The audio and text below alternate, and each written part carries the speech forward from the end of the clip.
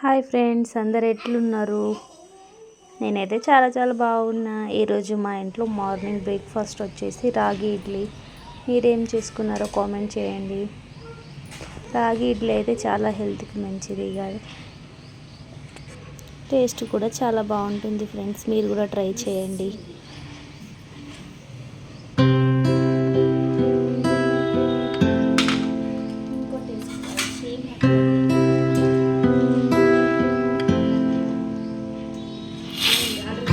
Oil పెట్టుకొని వేసుకోవాలి friends, అయితే అతుక్కోకుండా బాగా వస్తాయి. ఇది రాగి ఇడ్లీ కాబట్టి ఇంకా కొంచెం ఆయిల్ ఎక్కువ పెట్టుకుంటేనే బెటర్, లేదంటే చాలా అతుక్కుంటాయి.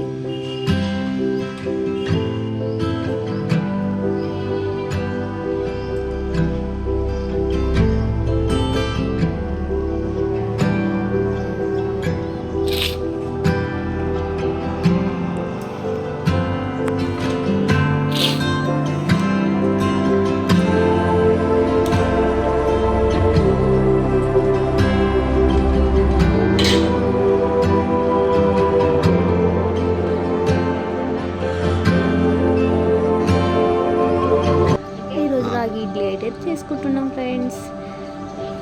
మీరు చేసుకుంటారా రాగి ఇడ్లీ, లేకుంటే నార్మల్ ఇడ్లీ తీసుకుంటారా? నార్మల్ ఇడ్లీ తింటే షుగర్ అయితే తొందరగా వస్తుందంట ఫ్రెండ్స్. షుగర్ ఉన్న వాళ్ళు, ఇడ్లీ తినాలని అనుకునే వాళ్ళైతే రాగి ఇడ్లీ తినడం బెస్ట్ అని నా ఒపీనియన్. ఇంకా ప్రెగ్నెంట్ టైంలో అయితే రాగి ఇడ్లీ చాలా బాగుంటుంది, హెల్త్కి కూడా చాలా మంచిది. చూడండి ఎంత బాగా వచ్చినాయో. రాగి ఇడ్లీ అయితే చాలా సూపర్గా అనిపించినాయి ఫ్రెండ్స్. ఈసారి అయితే మీరు కూడా ట్రై చేయండి, కామెంట్ చేయండి. చూడండి ఎంత స్పాంజ్ లెక్క మంచిగా ఉడికింది. చట్నీ కూడా, ఇప్పుడు చట్నీ ఎలా చేయాలో చూసేద్దాం రండి. కొద్దిగా పల్లీలు ఎంచుకున్న ఫస్ట్.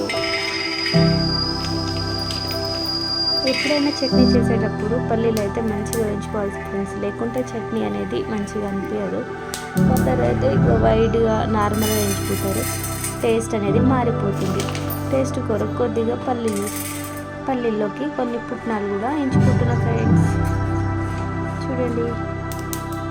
తర్వాత 2 మిర్చి, ఎందుకంటే మా బాబు తింటాడు కాబట్టి కొంచెం కారం ఉండకూడదు అనేసి 2 వేసుకుంటున్నాను ఫ్రెండ్స్. మీకు ఎక్కువ కావాలంటే ఎక్కువ కూడా వేసుకోవచ్చు. చూడండి. ఇప్పుడు మిర్చి పట్టుకున్నాం ఫ్రెండ్స్. పొట్టు తీసినాక మిర్చి కొంచెం ఉప్పు తగినంత ఉప్పు వేసుకోవాలి, మిర్చి పట్టుకోవాలి. చట్నీ రెడీ ఫ్రెండ్స్, పోసేసుకుందాం రండి. మీరు చట్నీ ఇలాగే చేసుకుంటారా? నా అలాగే చేసుకుంటే కామెంట్ చేయండి. కొందరు కొంచెం డిఫరెంట్గా చేసుకుంటారు. నా స్టైల్లో అయితే నేను ఇలా చేసుకుంటాను. పోస్ట్లోకి అయితే కొంచెం ఆయిల్, కొంచెం జీలకర్ర, ఆవాలు అండ్ ఎండుమిర్చి వేసుకోవాలి ఫ్రెండ్స్. కొద్దిగా పసుపు వేసుకోవాలి. పసుపు వేసుకోవడం వల్ల కొంచెం ఫ్లేవర్ మంచిగా ఉంటుంది, చాలా టేస్టీగా ఉంటుంది. చిన్నపిల్లలు అయితే చాలా ఇష్టంగా తింటారు ఫ్రెండ్స్. చూడండి ఇడ్లీ.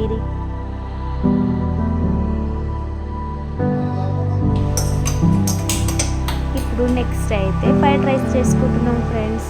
ఇక్కడ మా హస్బెండ్ చేస్తున్నాం. మా హస్బెండ్ ఫ్రైడ్ రైస్ చాలా బాగా చేస్తారు, చాలా సింపుల్గా చేస్తారు. ఎలా చేయాలో మీరు కూడా చూసేయండి.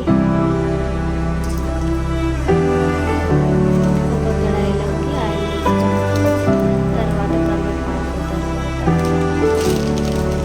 మసాలా వేసుకోవాలి.